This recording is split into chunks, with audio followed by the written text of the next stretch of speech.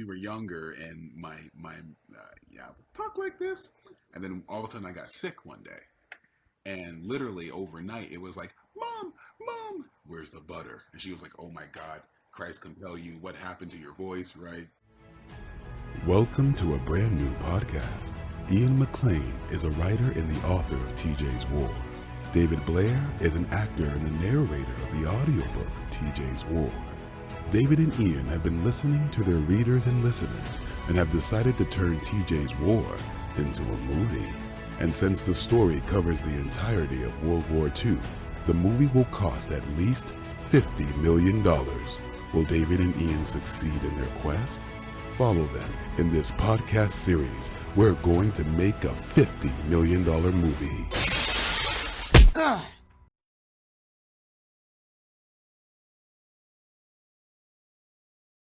All right. Well, welcome to another edition of We're going to make a $50 million movie. Actually, we might have even increased the budget more than that now. And rather than a movie, we're even talking about a 10-episode TV series as a possibility. So whether you're an aspiring filmmaker yourself, a World War II history buff, or just someone who loves a good story, this show is for you. Each week, we bring on industry professionals, seasoned filmmakers, writers, and creative minds to explore the ins and outs of turning a novel into a cinematic experience. We're here to pull back the curtain and show you what it really takes to go from concept to completion in the world of filmmaking, as we find out ourselves. I'm Mark Reed, and along with Ian McLean, author of the novel TJ's War, which we're adapting for the screen, we will be your hosts today. And you see, Ian McLean has written a masterpiece of literature called TJ's War. Yes. And I'm not even on the payroll yet officially. So the book is called TJ's War. It's the story of his father's life that he didn't discover until years after his father's passing, and but put together over decades of research. It's a war story, an anti-war story, a love story, a possible contributing inspiration for Ian Fleming's James Bond character. Yes, really. And we're going to document the whole process of going from novel to screenplay to screen. And if that sounds ambitious, well, it is. But you got to dream big to get big things done, baby. And I'm joined by two folks who think big and do big things. Earl Bridges is the TV host of PBS's show, The Good Road.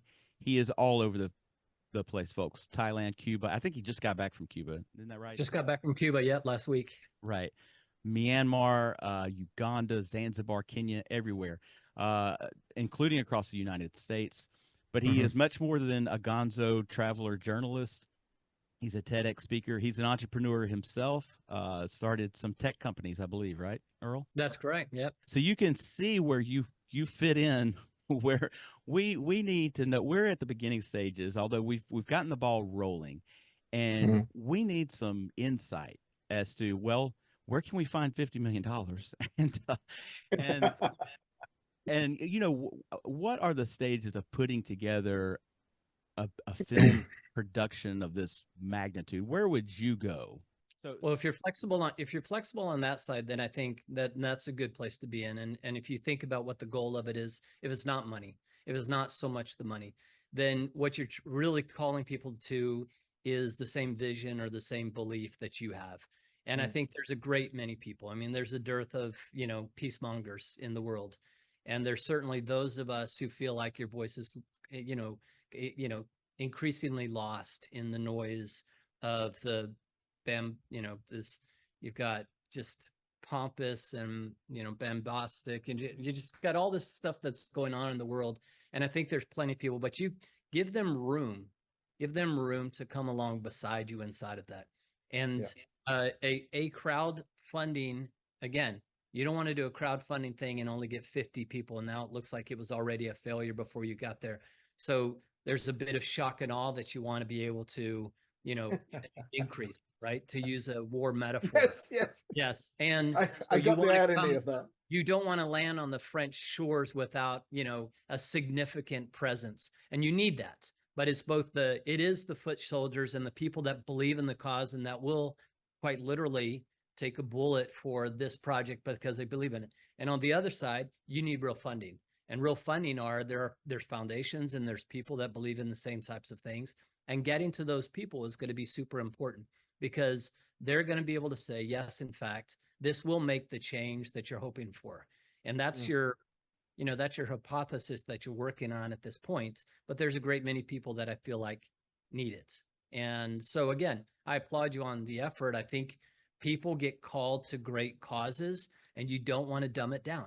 You want to be able to say, this could be the thing that turns the tide. And if you believe in it, then lean into it. And then that inspires people. But there's nothing worse than a kind of a half-hearted, would you mind giving me $100? If not, what about $50? So we'll just take $5 or whatever. You want people that says, I could give you 500, but what if I could give you more? How far can we get it? And that's the mind shift that you really need across the board on the people that fund it.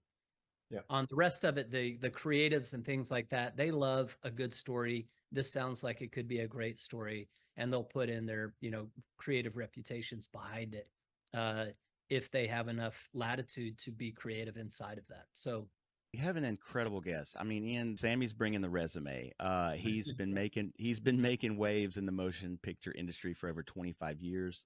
With a degree in radio, TV, film from TCU, Sam has honed his craft as an award-winning filmmaker, writer, producer, and director. His latest feature film, Roses Are Red. For the listener, red is spelled R-E-A-D, as in the past tense of the verb to read. So Roses Are Red has not only been shown in 14 states across the U.S., but has also garnered 8 prestigious awards.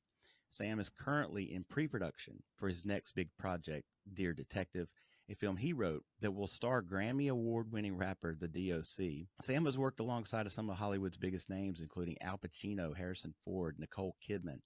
He joins us now from Fort Worth, Texas. Delighted to have you here, my friend. Welcome to the show.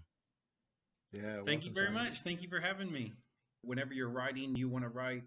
Number one, you should always write what you know. That's just my biggest thing. Is I've always been taught. I love sci-fi movies. I cannot write it.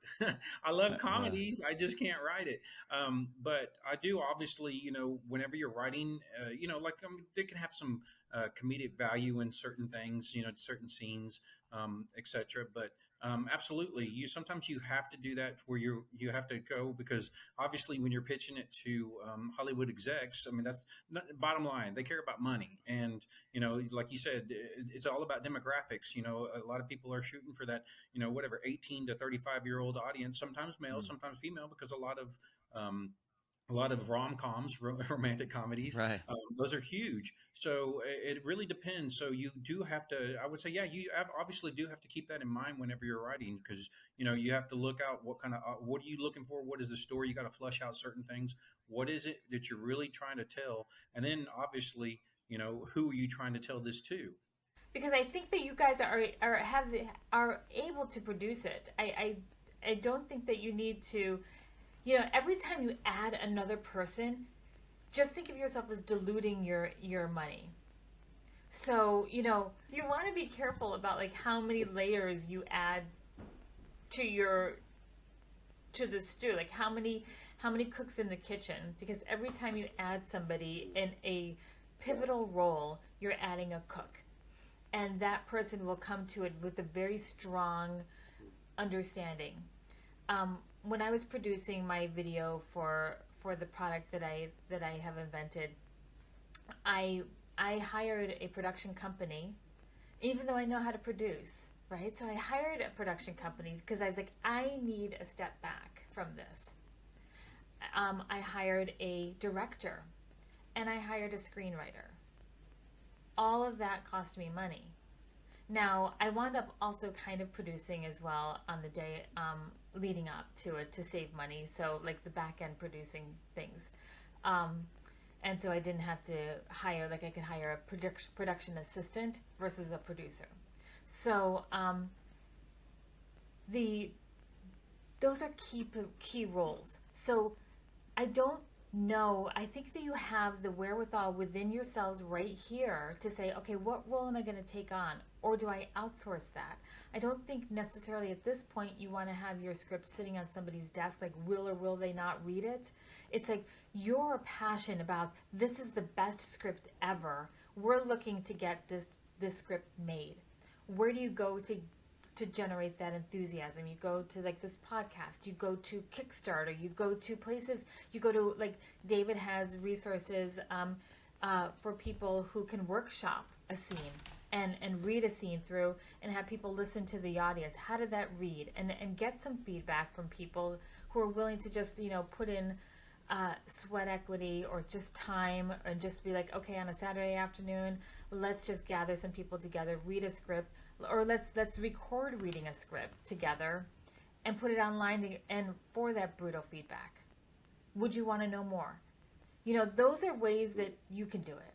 Our guest today is Robert Krotlein, and he is an astute movie buff and historian whose keen eye for detail and deep well of knowledge about World War II and its cinematic portrayals are unparalleled. I'm stating, I'm claiming his insights into film that both glorify and horrify this Tamil. I mean, I think you can, get around sort of the morality of World War II in particular by, zooming down to ground level. A lot of movies, Band of Brothers comes to mind. Saving Private Ryan is also, like, even though it's about this one unit, even if it's just a platoon, very often, very, very well where that fits into the overall grand scheme. And so I think, sometimes you can portray kind of the things that come to mind to me about that are the most horrifying about combat is the randomness.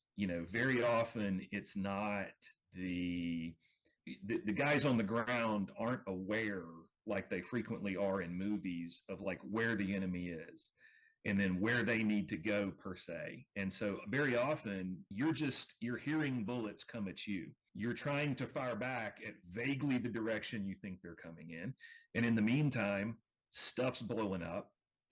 There's things coming at you and hitting you, and so it's that confusion and that chaos. And then often how it just sort of kind of happens out of the blue when you least expect it, that you might have people running around out in the open and they're not getting hit, but then you have somebody who has taken really good cover somewhere and they just get hit with a lucky shot.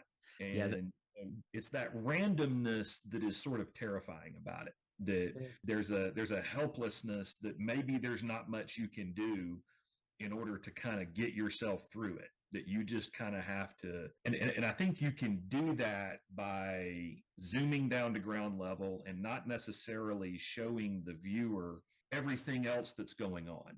You give them just a very microcosm of, the battlefield and what this one individual is seeing coming at them and happening around them. It's visceral, I think, much more so than if you kind of know what everything is going on.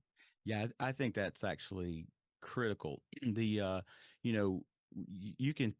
can talk about Saving Private Ryan, a movie that's 2.5 hours long, and like almost immediately to me, it is just this 2 seconds of this movie that comes to my mind when they're making the landing and the amphibious bottom, the back end of the boat's dropping so that they can get on land, and then just gunfire, and like you could be standing next to a guy and boom, a bullet just went through his helmet.